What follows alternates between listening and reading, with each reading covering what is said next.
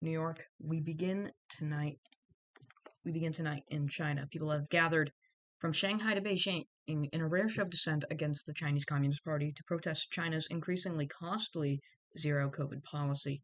The protests were triggered as a result of the deadly fire in the capital of the Xinjiang province,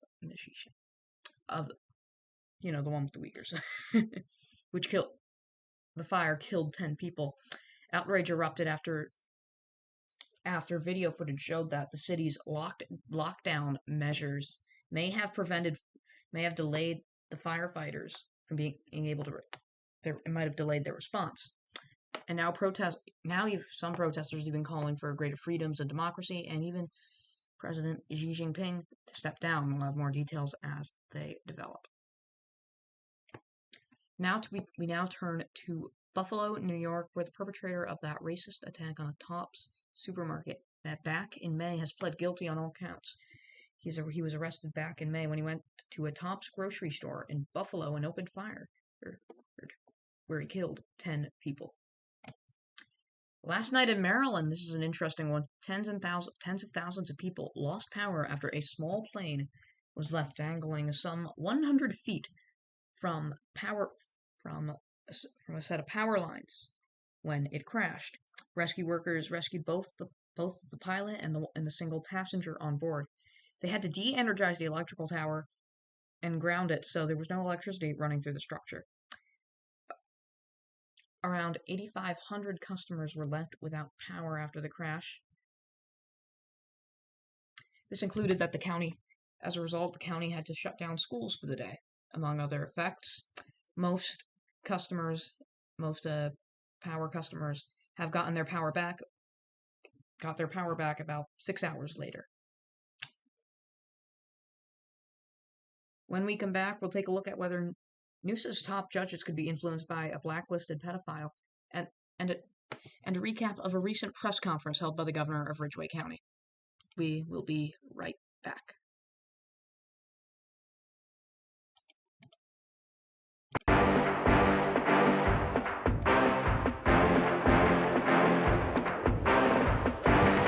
Hello, everybody. Welcome to the evening show.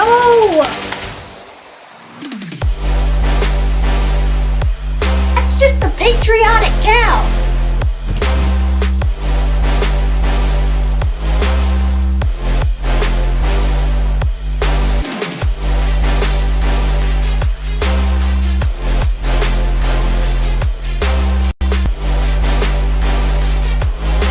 He is a great friend of mine. Incredibly nice guy. One of the best people in the industry. Ladies and gentlemen, John of Doom! Stop! I've never honestly done an intro like that, so... What the hell were you on when you were... this?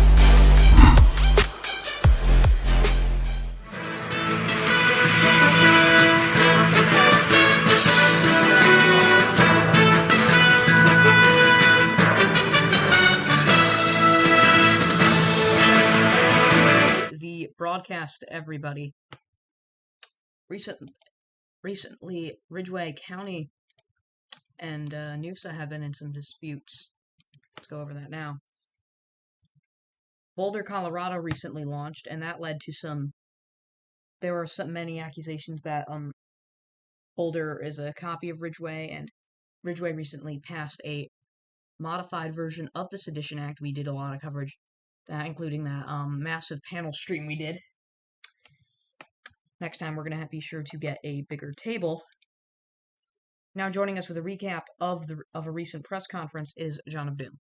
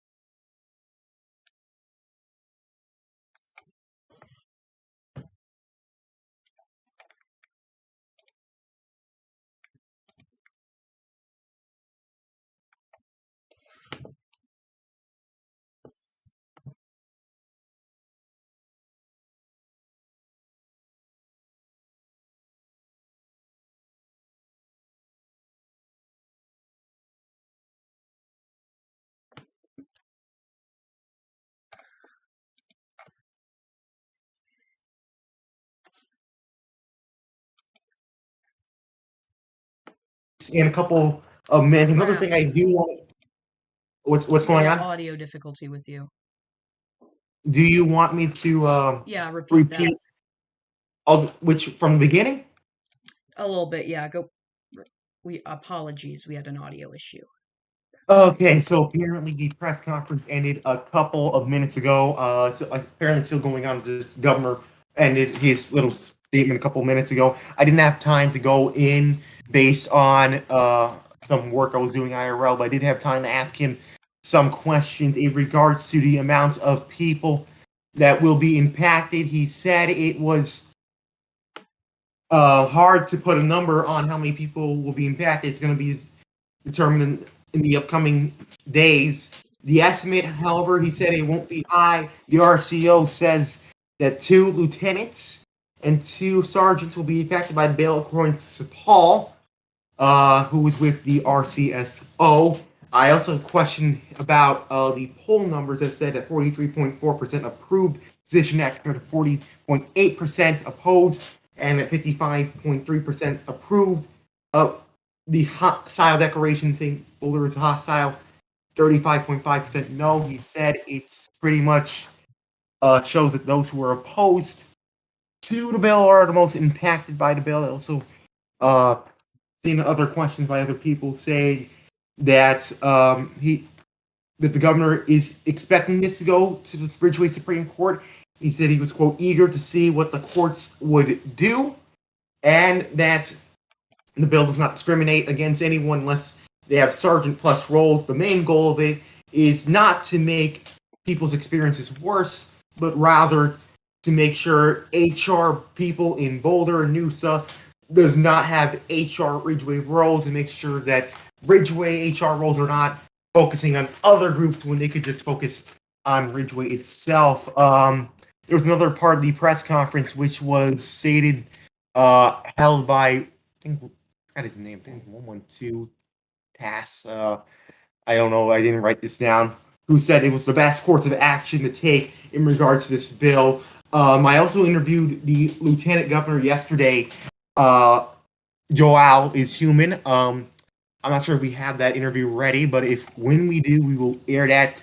He did say that That will be airing later tonight.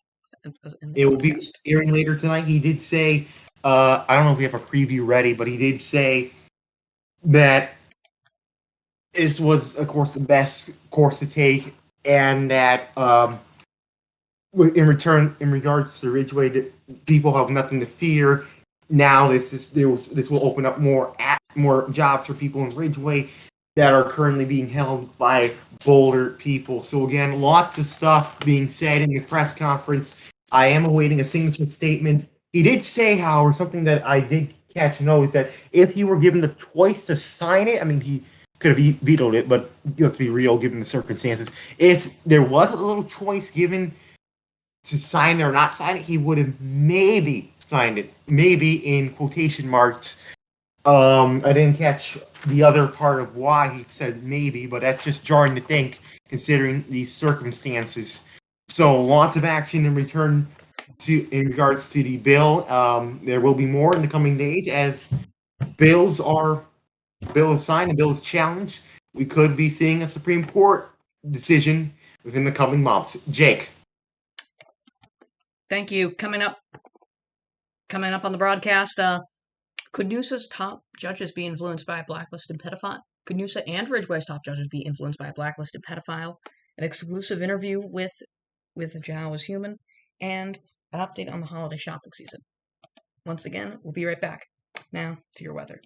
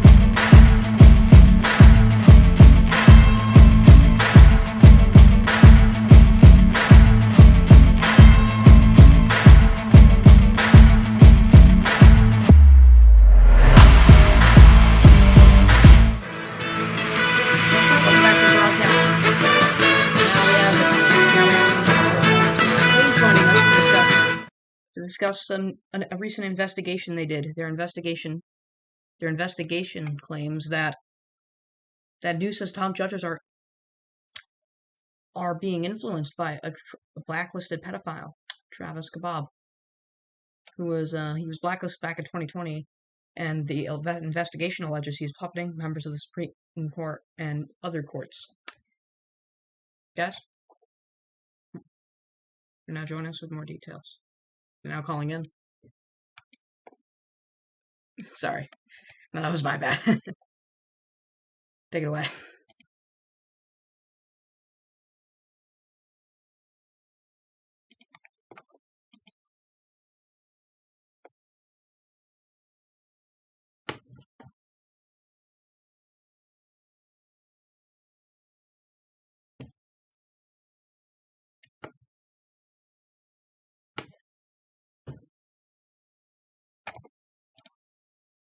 Investigation that we performed. But yeah.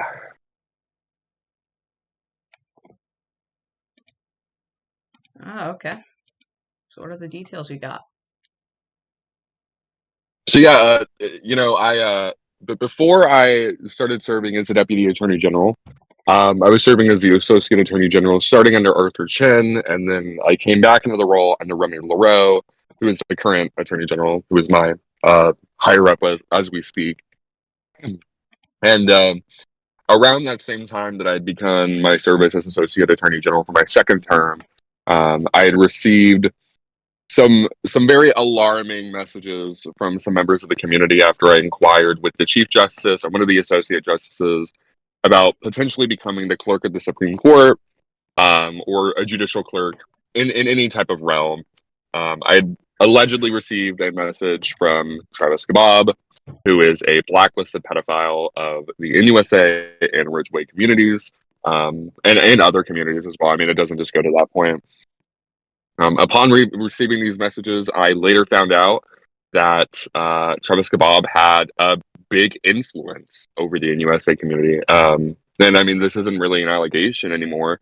This is something that we have found out over the course of about 17 days of an investigation through, reports from, former attorney generals, former judges, former congressmen and current congressmen, and even senators. We have found out that there's been an elevated amount of influence in this community by someone that was blacklisted over 2 years ago. And yet somehow, some way, this person still maintains this influence to influence judicial cases and even influence justice policy as we know it. So it's pretty alarming. And, the investigation that the Hill did with my assistance and with the assistance of others really shows how unfortunately toxic our communities have become and vulnerable that they've become to, this type of intrusion, if you will. Amazing reporting from the Hill. I will say, I will, if I can just add on to one more thing, I really hope that, once this investigation is over, from the group management of both communities, or community management, if you will, I really am hoping that things can change within our communities, especially when it comes to law, because, this isn't going to be the end of this, right? Regardless of the outcome, we can see that it's obviously been way too easy for these people to gain access to our communities. And now we just have to wait and see whether or not there's any type of change, if action occurs, or if action doesn't occur. So I would like to put out that notice to everybody that, understand that this isn't the end, and now we just have to be 10 times more cautious about who we associate ourselves with. Thank you. Thank you. And now moving on to the holiday shopping season. VOA reports. A few kilometers outside Washington, D.C. lies the historic city of Alexandria, home to a shopping district popular with tourists and locals. This home goods and gift shop barely survived COVID-19 lockdowns. It was dismal, and we were worried that we weren't going to make it. But this year, the customers are back and ready to spend. But carefully, they say, because of inflation. I feel I'm looking more for a discount or something else that can sway me. The National Retail Federation predicts that holiday sales during November and December will grow between 6% and 8% above 2021. Analysts say shoppers are looking for value. They are shopping at different brands than they would otherwise, and they're also considering discount stores. In addition, many consumers are starting their holiday shopping early to spread out that budget and make sure that they have enough time to make every dollar count. For major U.S. retailers, the economic outlook is mixed based on third quarter economic results. Walmart reported better than expected earnings and raised its earnings outlook. Macy's and other big chain stores say spending slowed in the weeks leading up to the holiday shopping season, which could lead to price cuts. That's welcome news to shoppers at this Northern Virginia mall. I'll probably do it more because the COVID-19, didn't spend that much money on those days. We had to stay at home, so now I'm spending more money to enjoy this season. For store owner Amy Rutherford, the first in-person holiday shopping season in 3 years has her feeling hopeful. Definitely, I'm optimistic. As a small business owner, you have to be, but I really am this year. I know inflation's a thing. It's impacting so many people right now, but Christmas doesn't get canceled. We're still going to have it. It's still going to come. And despite inflation, businesses hope buyers will be in a gift-giving mood this holiday season. Chris Casquejo, VOA News, Alexandria, Virginia. And we now go to now John of Doom's exclusive interview with Mr. Human. You're watching News Tonight. Thank you for joining us, Joel, this evening. How are you tonight?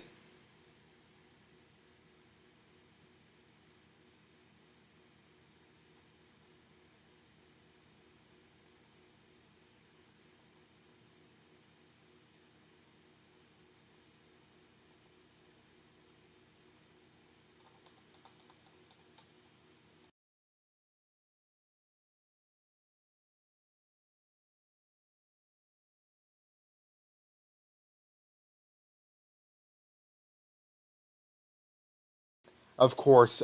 First of all, I do want to bring up the interview from last night. After the whole ordeal, what was the reaction from the entire community over in Ridgeway?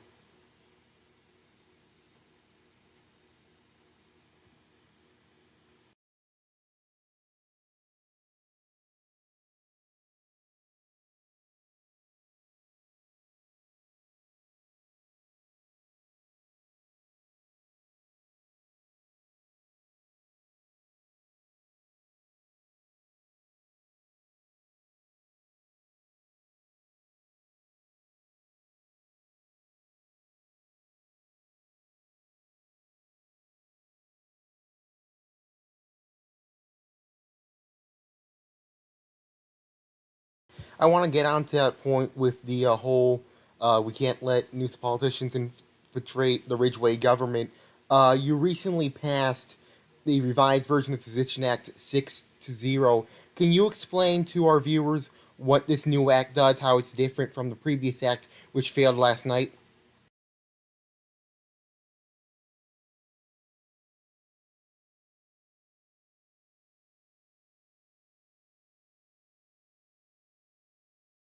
Yes, it's how it's different, yeah, from the other one, and what your goal was with the criticisms you had last night from the session.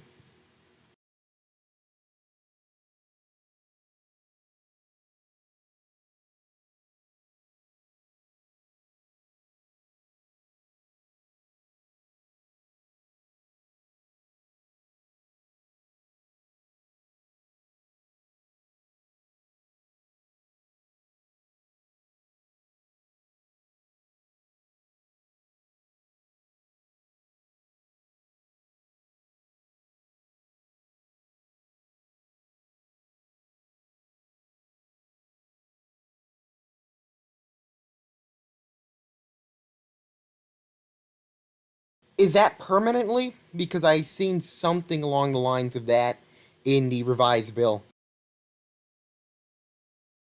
And the only way that can be revoked is the unbarment, or if the designation as a terrorist state is revoked by the governor.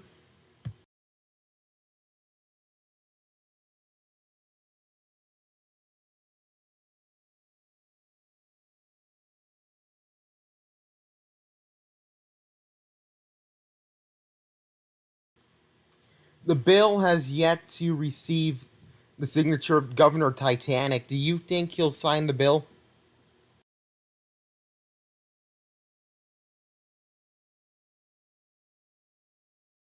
What do you expect the short-term impacts to be?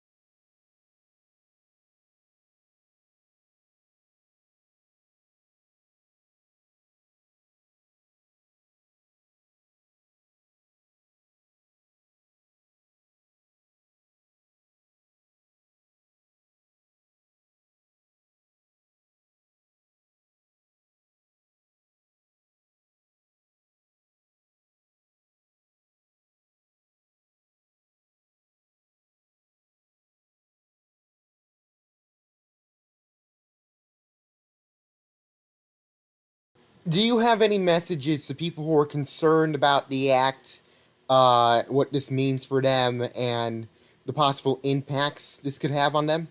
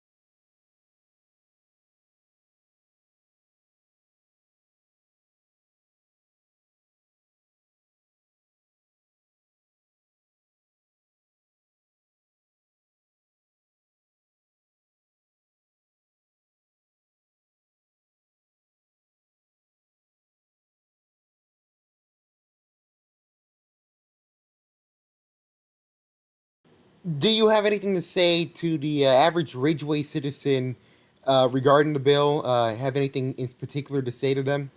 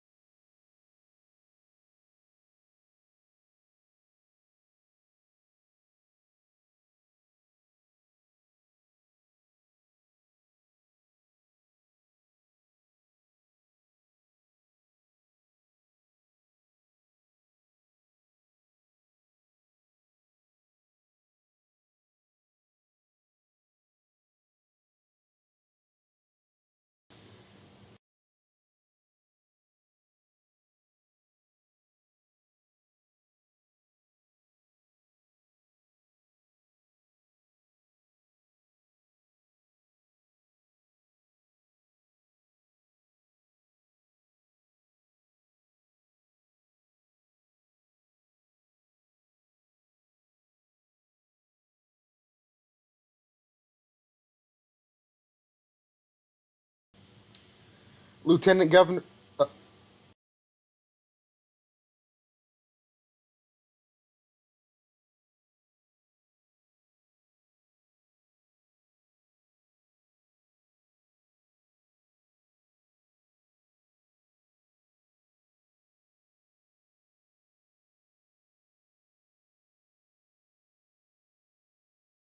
Mr. Lieutenant Governor, Joel is human of the state of Ridgeway. Thank you very much for joining us tonight.